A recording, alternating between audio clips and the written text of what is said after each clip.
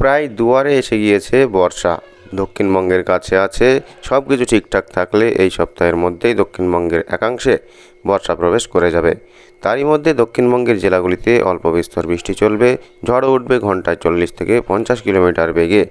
তো কবে কবে বৃষ্টি হবে, কোন কোন জেলাতে বৃষ্টি হবে এবং কোন কোন জেলাতে কত কিলোমিটার বেগে ঝড় হতে চলেছে, সম্পূর্ণ বিস্তারিত থাকছে এই ভিডিওর মাধ্যমে। ভিডিওটি অবশ্যই লাইক করবেন আর আবহাওয়ার লেটেস্ট আপডেট পাওয়ার জন্য চ্যানেলটি সাবস্ক্রাইব করতে ভুলবেন না।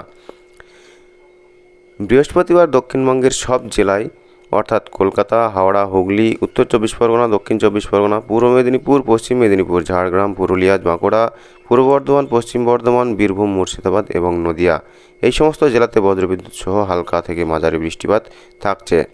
শুক্রবার, শনিবার, রবিবার, সোমবার ও মঙ্গলবারও দক্ষিণবঙ্গের সব জেলায় কয়েকটি জায়গায় বজ্রবিদ্যুৎ সহ হালকা থেকে মাঝারি বৃষ্টি হতে পারে। বৃহস্পতিবার দক্ষিণবঙ্গের জেলাগুলিতে ঝড়ের বেগ কত থাকছে সে সম্পর্কে এবার জেনে নিন। কলকাতা, হাওড়া, হুগলি, উত্তর 24 পরগনা, দক্ষিণ 24 পরগনা, ঝাড়গ্রাম, পুরুলিয়া, বীরভূম, মুর্শিদাবাদ এবং নদিয়ায় ঘন্টায় 30 থেকে 40 কিলোমিটার বেগে ঝড় উঠবে। পূর্ব মেদিনীপুর, পশ্চিম মেদিনীপুর, বাঁকুড়া, পূর্ব বর্ধমান এবং পশ্চিম বর্ধমানে ঘন্টায় 40 থেকে 50 কিলোমিটার বেগে হাওয়া বইবে। এই সমস্ত জেলাতে হলুদ সতর্কতা জারি করা হয়েছে। শুক্রবার আবার মুর্শিদাবাদ, পশ্চিম বর্ধমান, পূর্ব বর্ধমান এবং বাঁকুড়ায় ঘন্টায় 40 থেকে 50 কিলোমিটার বেগে ঝোড়ো হাওয়া বইবে।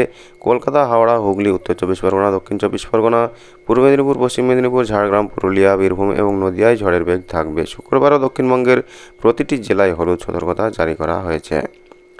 শনিবার এবং রবিবার দক্ষিণবঙ্গের সব জেলায় ঝড় হবে না।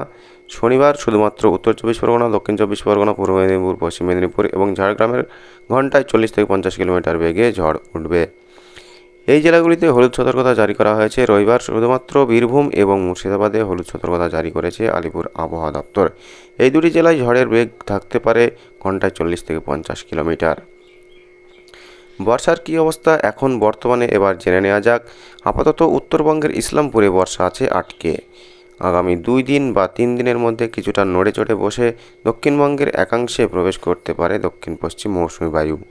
তবে বর্ষা ঢুকলেই যে দক্ষিণবঙ্গে ঝমঝমিয়ে বৃষ্টি শুরু হয়ে যাবে তা কিন্তু নয়, কারণ পুরো দক্ষিণবঙ্গে কবে বর্ষা ঢুকবে তা নিশ্চিত নয় এখনও।